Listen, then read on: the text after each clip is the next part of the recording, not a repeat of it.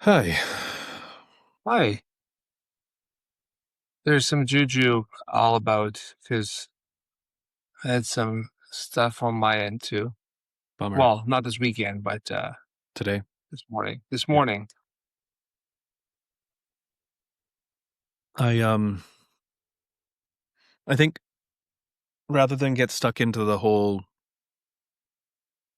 you know, it's basically just like I'm struggling with two kids with special needs. So I'm struggling and yeah, I don't think that my family is able to understand or be there um in the ways that I need. Um which makes sense. So and I want to get this stuff done, but I think that there's like so much that we have.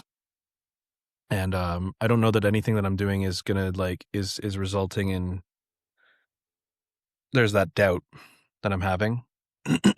But I think for me, the biggest thing that I can do is make forward progress. Problem is, when I do that, I wonder, am I putting forward progress on the right thing? Well, taking a step back, I think it's important to honor and acknowledge our feelings. Doesn't mean you have to understand it straight away. Doesn't mean it's easy. But you start off by saying you're struggling, two kids, special needs. You don't think your family understands. That's totally understandable. That's tough. I think you did the right thing. That first initial step by saying it out loud, right? Takes some of the scariness and impact away when you say something out loud. Mhm. The second thing you did simultaneously right now is you talk to someone else. And those are literally the first steps Yeah. of anything. That doesn't mean that miraculously you're gonna feel better or that, the change is coming, so to speak, but those are the first and arguably most important steps in starting to push that that rock up the mountain. Yeah. What this might sound like a stupid question, but what is it about having two kids with the special needs that is so difficult? Um, there's it's like asking asking someone who's poor, like, "What is so hard about being poor?" And it's like, it's so hard to, like, explain every little aspect of that overall experience because people think that they've been poor. People think that they understand being a different race. People think that they understand all these things. And yes, we can do a lot of empathizing. We can. We're Mhm. capable. We're very capable of like of holding things in our mind, of course. I'm not Yeah, saying no. I'm not saying that my parents don't already I'm not saying that my family in general pays lip service to wanting to help. They certainly want to help. They're not monsters. They're not cruel. And it's also true that the things that I need the most sometimes are not forthcoming.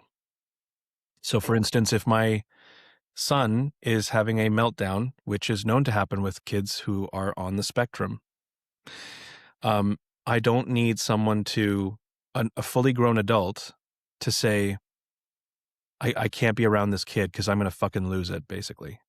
I'm going to leave. I'm going to take my wife and my kid, my own wife and my own kid, and I'm going to leave. I'm going to leave from this situation because your kid is causing me so much distress, which I do understand. I have because I've been there literally every single day. I've How could I say no? Of course, I understand. I get that. That's so hard for you to be around this one time. but you're saying that sarcastically. No, that one time is me sort of saying, I understand it. And if he was able to just apply his empathy, which he wasn't able to, there's no empathy there because if they did, they Mhm. wouldn't be able they would be able to challenge their own incredibly selfish experience of that motion. I'm not Is it saying is it that possible is it possible that the universe is asking you to have even more empathy by saying not only do you have to have empathy for your child in that moment, but also for this other person because they don't have the ability or the tools to handle that. I And think does that not also show for you how incredible of a job that you're doing by being able to handle that as often as you are, considering some people can't even handle it one time? that I'll immediately reframe because I know what you're trying to say, and I'll offer up a different thing that isn't like stopping me before I even enter the threshold, which is when you're saying, is it possible that the universe is asking? I don't believe in an intentional universe, like at all. Like I don't think that I need to believe in some sort of intentional conscious being who's omniscient, etc. And you're not saying that. What you're saying is like, if you were to consider retroactively redefining that instance to make it more to make it more useful for me, perhaps a more positive or more useful way of looking at this might be, perhaps the thing that you're asking for is the thing that maybe you need to give more of, which must be frustrating, but also perhaps is the unlock here. I know that Mhm. that's I know that that's so much pedantic. That seems like it might be No, pedantic, but it's not, no, exactly, because it's not. because it comes back to that one simple idea of flow, right? And flow is about let it go. So if you find yourself in a situation that's already impossible and that situation gets more impossible by a grown adult saying those things in that moment where you are already having the anxiety of your child doing this and feeling so horrible for your child and you can't necessarily control or help that, and then also feeling maybe embarrassment that this is happening in an environment where other people are around, Yeah, you 100%. have to one could argue that the easiest thing to do is simply let it go and add on that additional flow, meaning, I understand this is difficult for you. That's cool. If you have to leave, please leave. No, And not taking yeah. on the frustration, not taking on that stress, and just continuing to let go. The more you let go and the more you, um, choose not to hold on to frustrations or assumptions about how someone else can react to that situation, the easier it gets because you can't control anything in this world other than yourself. I know so as a parent, there I can control not just myself, but also be a huge factor in the outcomes for my children and how well they do. So You when can, but you can't control it. no, I You can't, can and that's the only thing is, influence it. but I can influence it, exactly. So Correct. now what I'm trying to get at is every time that my children, specifically one particular child, goes over to my parents' place, which is supposed to be a refuge, and up until very recently was what I consider to be a refuge, which I did not have for the first 3.5, 4 years of my child's life. But now that there has been this instance, this issue, there is now further corollary to everything that I do, because what happens, I can't just dismiss it and let go and then act as though that's not a thing that I now have to consider. So what Mhm. I need to now think of is I already have to think about, has my child, so this, you asked me earlier, why is it so hard having kids with special needs? Because the rules are different for people with a kid on the spectrum. I don't just get to just turn up to places. That's not a fucking Mhm. thing. I have to think about, and no, I'm not talking about diaper bags, okay? I'm not talking about changes of clothes. What I'm talking about is, how did he seem this morning? Has he had enough autonomy? Has he had enough experiences as the person who's determining the things? How many transitions has he had this morning? How many has he eaten well? Has he eaten protein? Has he eaten a good amount? Is it possible, has he been denying food recently? If he eats now, will he start to be hungry at that point and not have the foods that he needs in order to be okay? Has he pooped today? Has he pooped yesterday. Like literally constipation is one of the things that goes under noticed. And actually I have noticed now that was told to notice. Now I'm like, holy shit. He becomes a piece of shit when he hasn't shit. Go figure. But like I think that happens to all of us. yes, but this is the thing about special needs. That's kids with autism in particular. It's like other people, but more. So it's like a factor of 10.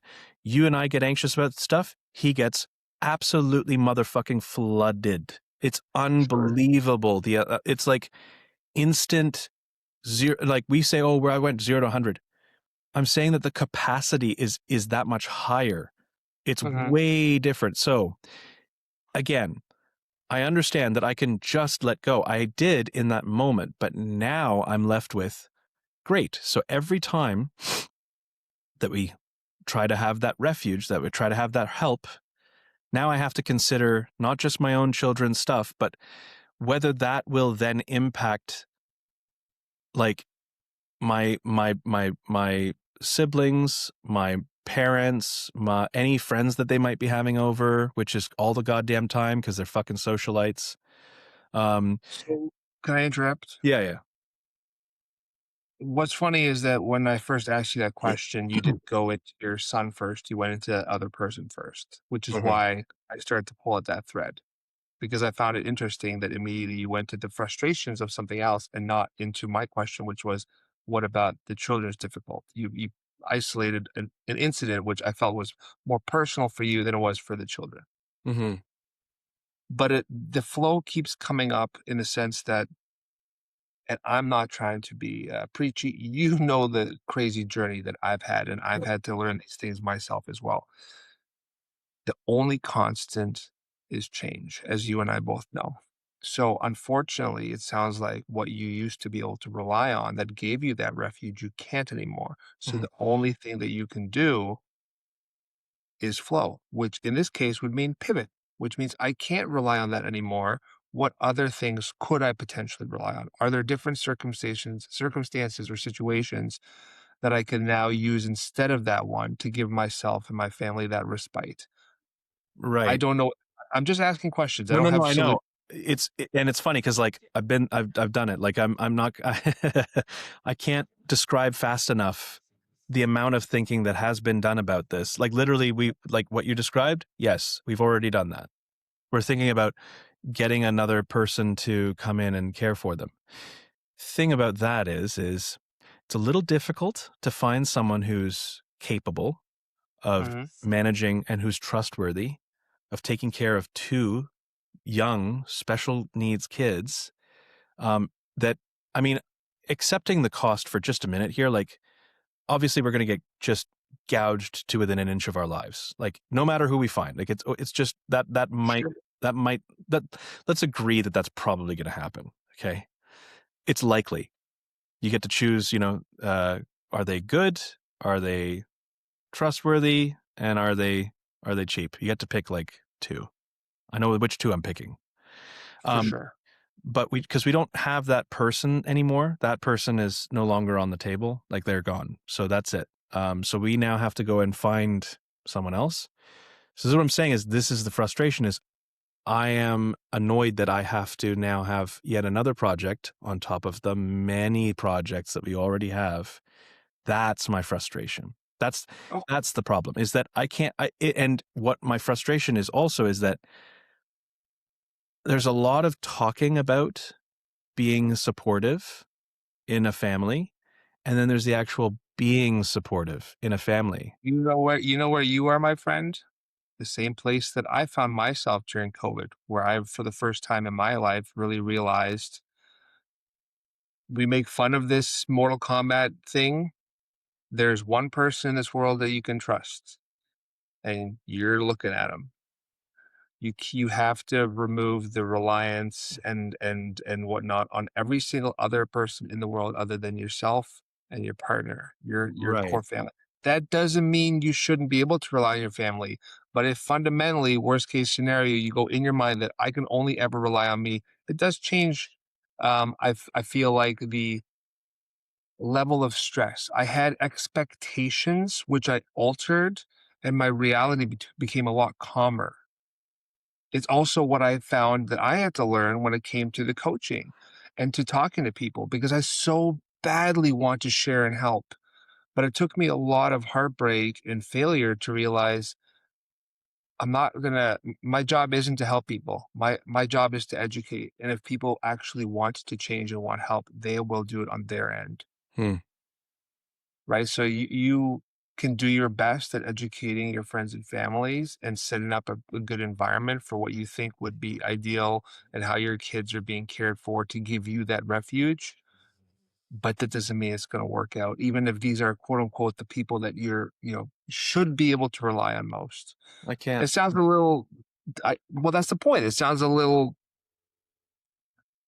Nietzschean, but like But that's you just got to think worst case scenario. You just got to, I have been. That's the thing is I mean, I don't do, you know me. I am also like I am probably like the most difficult, nihilistic, misanthropic, and yet I feel like just because of that doesn't mean that there isn't an element of truth in that.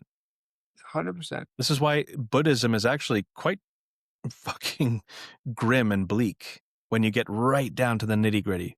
Forget all Yeah. the pageantry and all the funny, forget all that stuff. Get right down to the bare bones of what that philosophy is about.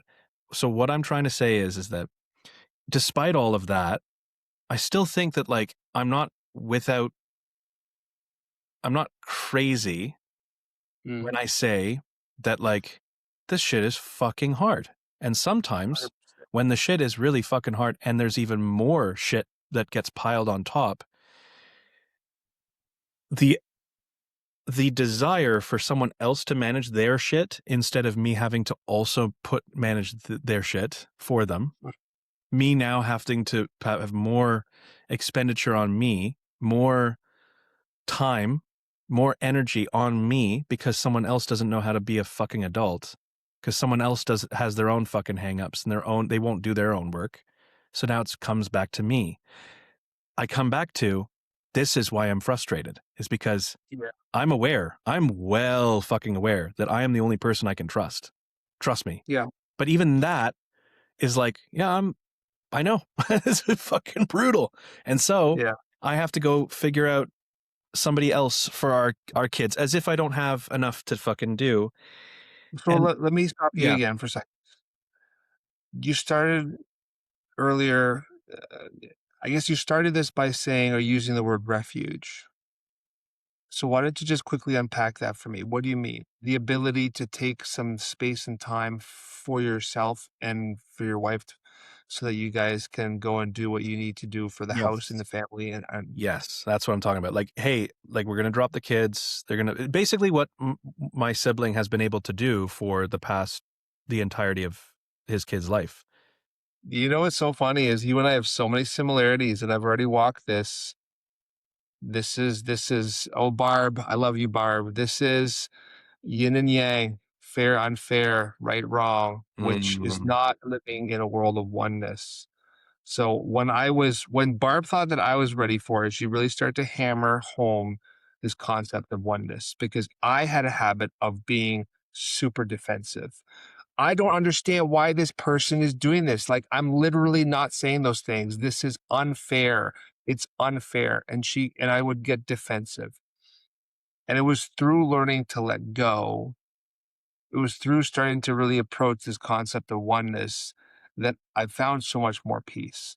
And much like my marriage ending, I had to go through that crazy arc that I went through of marriage ending, divorce, fights with family, grandma getting sick, grandma dying, having a baby dying in my arms, and then 3 weeks later, the universe, God, whatever, giving me emergency surgery.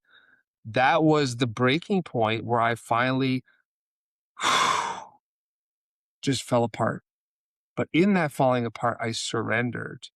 And my surrendering was simply me saying, I get it. You are just going to keep layering on whatever it is. It's kind of like the email analogy that you gave me so fortuitously 2 years ago. Stop fighting emails. Why? Why? Because it's just going to keep coming. Get smarter with how you fend them off. Right. change the flow, change the routine. And I know that sounds crazy right now. You're gonna have that epiphany in a moment as well. And right now, I think you're struggling because you're looking at things versus fair and unfair, right and wrong. You mentioned this other sibling, like they get have been able to do this entire time, and I haven't. Guess what? I've got a sibling, and I feel like there's a lot of things that have been imbalanced. Mm. But I now look at it differently, where I was like, maybe that sibling just needs a lot more help than I do. Maybe the parents have known that all along, and that's why they've let you do this because you can handle this and they know that. Or maybe they simply cannot understand or comprehend or handle what you have going on. And that's not on you, that's on them.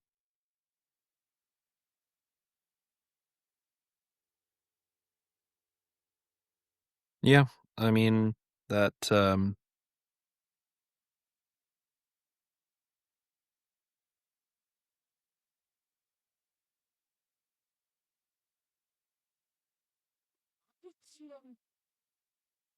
it's true that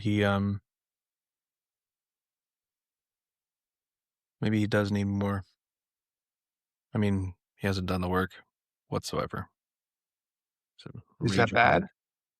Or is that just someone who hasn't had the time to start to do it? And all the time Or in the maybe, world, but he hasn't made the time in the world. He hasn't made the time. I don't know. let me ask you something right now. We have some employees that are incredible. We love all of our employees equally as much as any of us.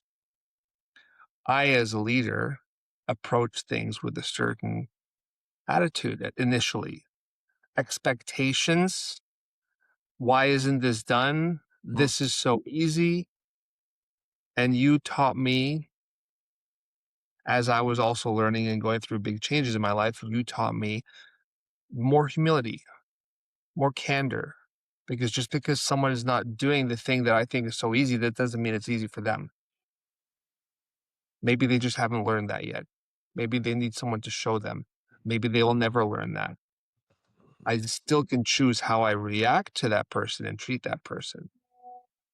I can also choose what they're doing and how much it impacts me and frustrates me. And in fact, if something that someone else is doing is bothering me, that's more a reflection of me than it is them because I'm letting it trigger me. That's where I was trying to go initially with the conversation. No, that makes But I'm total also sense. not trying to preach at you, man. No, Just no, holding up a mirror. that's the whole point of this, right? Which you're quite good at. Kudos. You are one of the strongest, kindest, most emotionally attached men that I know. And I know that this thing is really hard for you and you just want things to be good for your kids and you want to do right by your wife and yourself. And it's frustrating and it's hard. And men don't get to talk about this enough. And this is why this is so important. And as crazy as this might sound, just gotta keep going. I know. And you know what? It'll That's get easier. that's the part that fucking kicks me in the nuts. That's the part that's waiting for me is it's like, you think this is hard? Okay. Yep.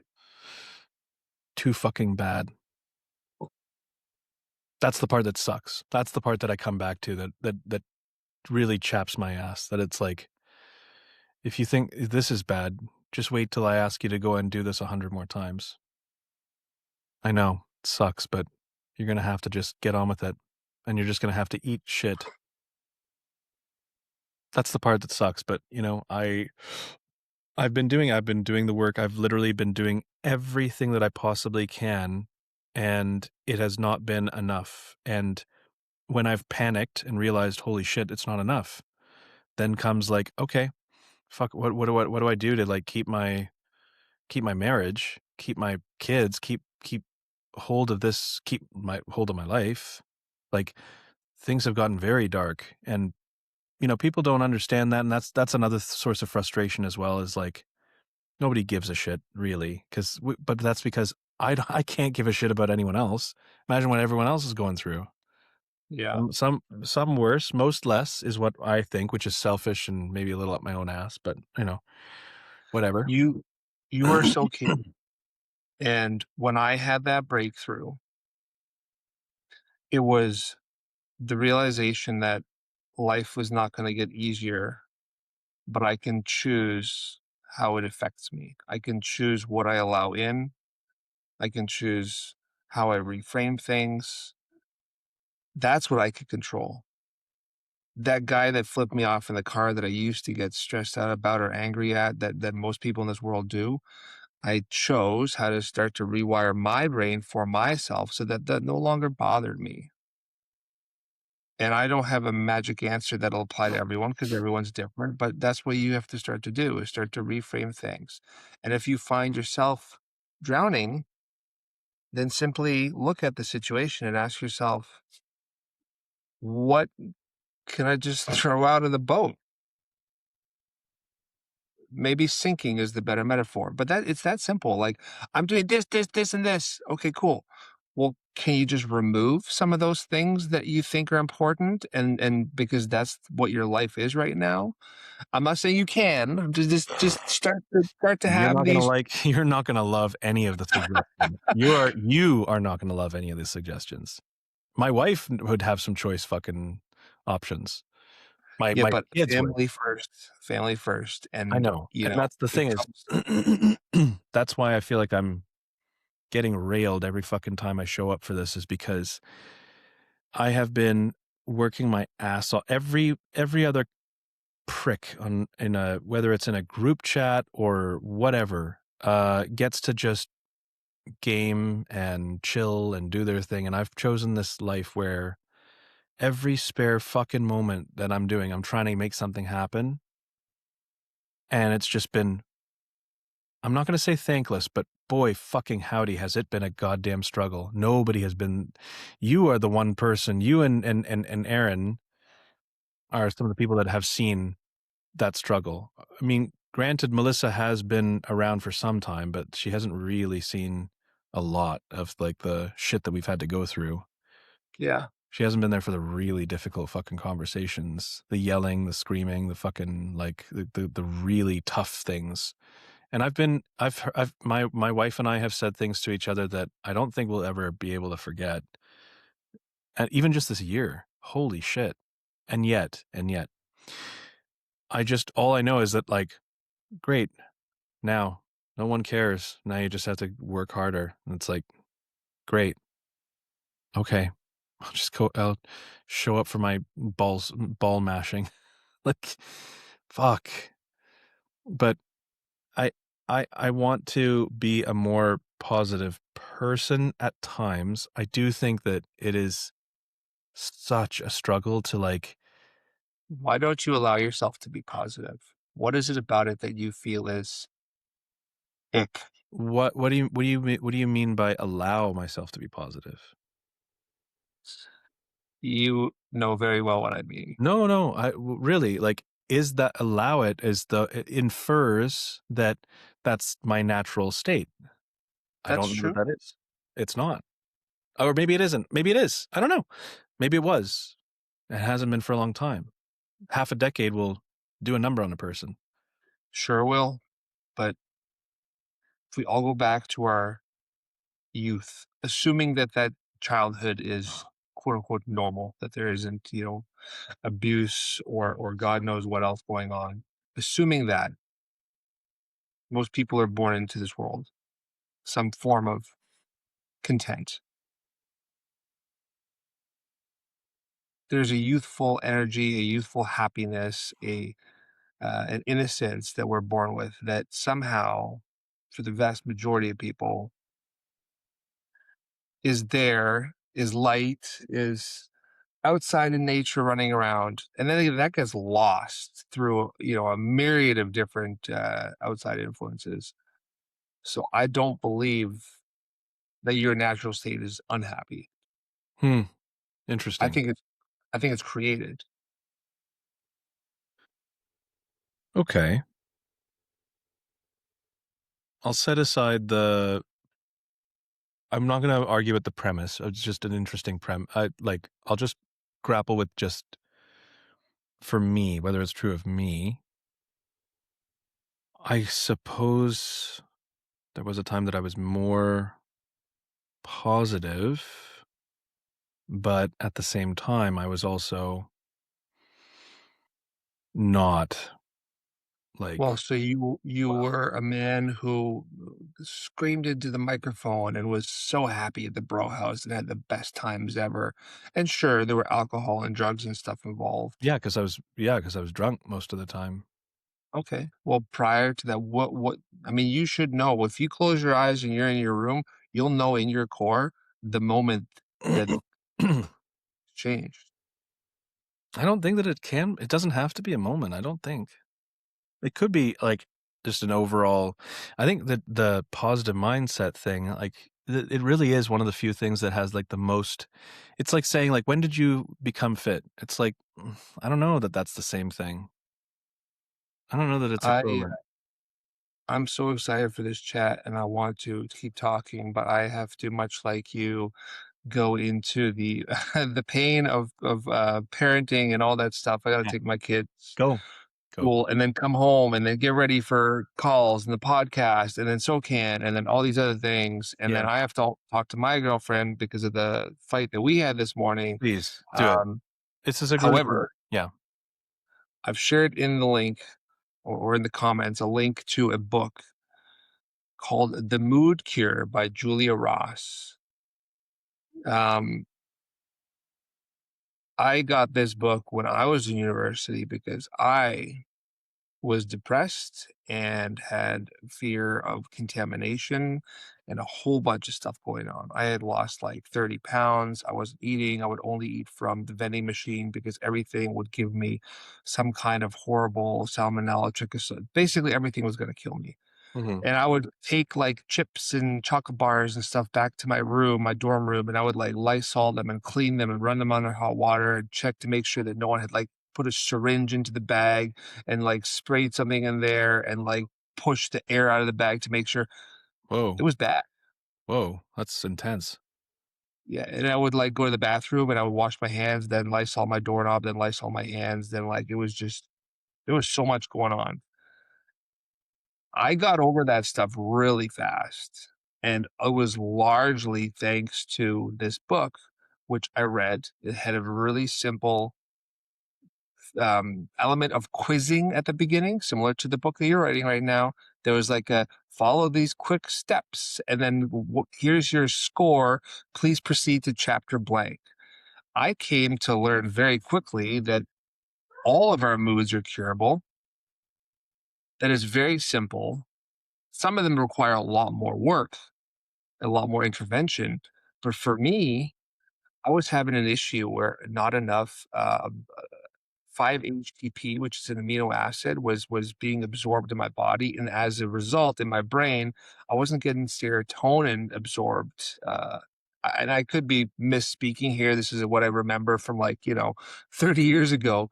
But bottom line is, I took 5-HTP, which is a natural supplement, for a short period in time. I started to focus on regulating my sleep, not smoking weed so much and drinking so much, making sure I was getting exercise and all that fun stuff, actually eating some non processed food. And guess what happens? I started to be happy again. Interesting. Doesn't Interesting. mean it's a solution, just share it. No, no, it's something. That's interesting. Okay. I want you to crack on with what you gotta do. I'm gonna take a look at this. Keep running up that hill. Hmm. How does the song go? Running up that road, you'll be running up that hill, you'll be running up that building. Mhm. Doesn't end, man. Nope, I know. That's It can end if you choose it for it to end, but you and I are both grinders and builders, and so we just keep going. yeah. I love you. Likewise, man. Thank you.